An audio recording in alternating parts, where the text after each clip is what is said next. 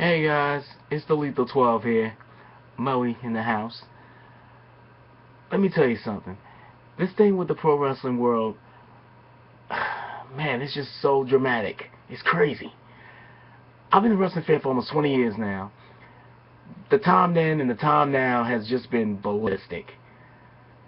Then we didn't know about all the behind the scenes stuff. At the time, Yokozuna was a man. You had Bret Hart, Owen Hart, Lex Luger, Shawn Michaels, Razor Ramon had their ladder match, one of the most talked about matches of all time. Um, I mean, compared to right now, it's just been I've never seen and heard so much drama, intensity, and wildness within the fan base. At the time then, there was no Twitter, Facebook, YouTube, no social media going on. Now, with all this happening, the fans get to just say what they want, positive or negative, about the product. And I'm going to this because of the Elimination Chamber. We all kind of predicted that it was going to happen, that Orton was going to hold on to the title. Thanks to Kane, screwing Daniel Bryan once again. I don't know what's going on. Either the creative controllers really believe in Daniel Bryan, or they're just trying to stick it to the fans, or maybe they're just holding back. I don't know. But everybody's pleading and hoping that Daniel Bryan wins the WWE World Heavyweight title, especially with come WrestleMania happening. And now with the potential card of what could possibly be at WrestleMania 30, I really don't know. Unless you're hardcore Cena fans, Orton fans, and maybe some other here and there, I don't know if it's going to sell. Who knows? But it feels like the fans are looking at it as if the WWE is letting us down. Even Mick Foley has tweeted about, said the pictures were of when he showed 5 faces from the crowd at the arena looking stunned and upset that Daniel Bryan got screwed again out of the title. Also, well, like I said, let me go through the other list. The Rose brothers defeated Ryback and Curtis Axel. They had Curtis Axel had his granddad at ringside in their corner, Larry the Axe Hennig. Pretty good match. Big E and Jack Swagger. Big E held on to the Intercontinental title. And another fantastic matchup. Those two actually put on a fight worth watching. Titus O'Neil defeated Darren Young. With them, everybody compared them to Crime Time. When Crime Time split up, Shad, JTG ended up having a fight. JTG pinned Shad, defeated Shad, but then they didn't really go anywhere else after that. Shad ended up leaving the company. JTG was just basically a ragdoll to every wrestler. He was, I hate to say, jobber to everybody, and that was it. So I just feel like if the same thing's gonna happen with Titus and Darren Young. Think of Darren Young when he was banished from the Nexus a few years ago. He tried to do a solo, singles thing, and it didn't work out too well. And then it went back to NXT. Team with Titus, and that's when primetime players born. But now I see a lot with Titus O'Neil. Don't get me wrong. He's a big guy, came from a football background. I could think he could potentially be a world champion. I don't know if the WWE sees it the same way, but we'll see what happens. Because now that he's heel, and I know Triple H and Stephanie and Vince, they all favor heels. Most of the wrestling business favor heels. And the real list is like this. A heel champion lasts for at least 4 months. A face champion lasts no more than 4 weeks. That's what I see it. But I hope for the best for both men. Also, Outlaws defeated the Usos. I think at one point, I don't know if the camera caught it, but I think Billy Gunn had the tights on one of the guys to hold with that pin. But I'm fretting a little bit, but I got a feeling the Usos will get another shot, and especially if it happens at WrestleMania, because I think they're going to get their moment at WrestleMania and win those tag team titles like they deserve.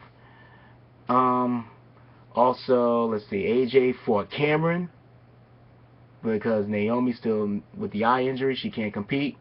I'm sad because I think Naomi is definitely ready to be Divas champion. Cameron had the win, but even Tamina, when she hit that super kick, she nailed AJ. Cameron was about to win the match. Tamina causes a DQ.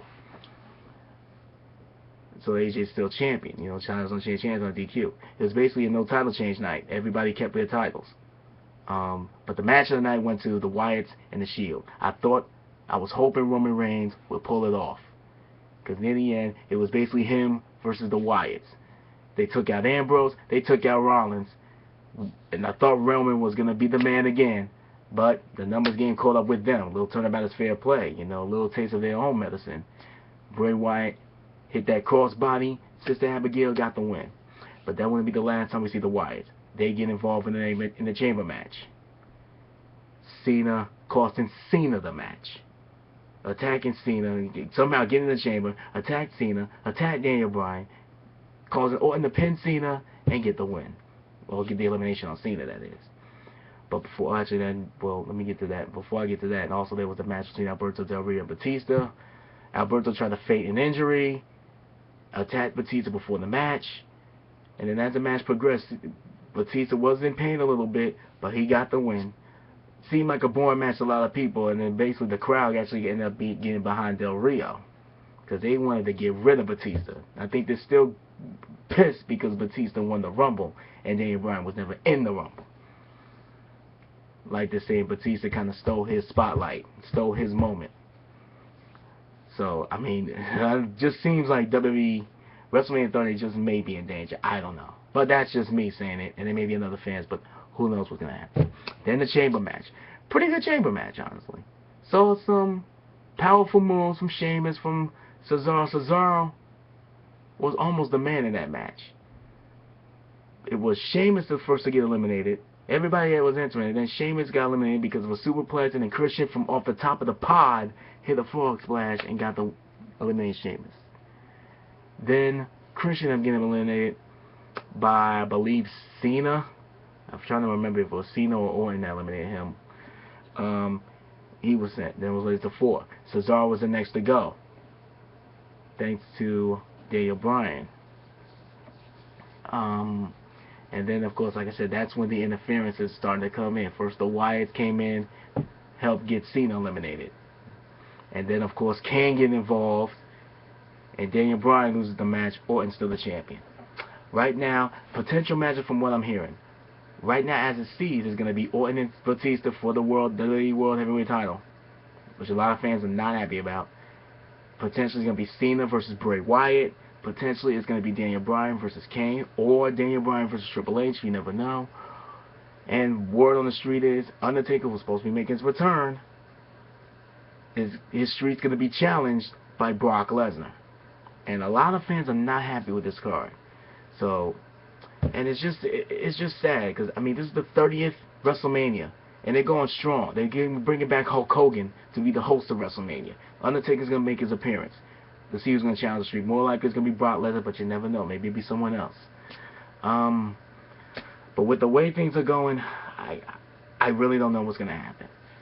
And it saddens me, because I believe in this product. I believe in this business, and I've looked at this business. But just the way things are going, a lot of fans are going to be unhappy, and then some fans, unless like there's going to be hardcore Cena fans, hardcore Orton fans, and of course you got the hardcore Daniel Bryan fans, and there's some for CM Punk still, because, you know, they're trying to be on the side with Punk. And I don't know what to say. The WWE, I feel like they really screwed up. That's just me, though. But of course, everybody's going to keep supporting the product, like the WWE Network coming, and because we're wrestling fans. That's the heart and soul of it. That's the key thing. We are wrestling fans. We need to stand united. That's the thing. Even though, like I said, some are fans of one wrestler or two wrestlers or certain groups and all, or they favor for only heels, favor for only faces, favor of true talent. We're all wrestling fans. And with the products going on with WWE, with TNA being such a nearly on, I dare say, life support right now, and Ring of Honor is trying to do their thing, I'm really praising for them to get into more markets, get into more networks, so the world can actually watch it for real instead of trying to do it on computer stuff. I really hoping for the best come this year. We'll see what happens, though. All I can say is try to stick with the product, try to hope for the best. And that is what it is. Alright? Peace.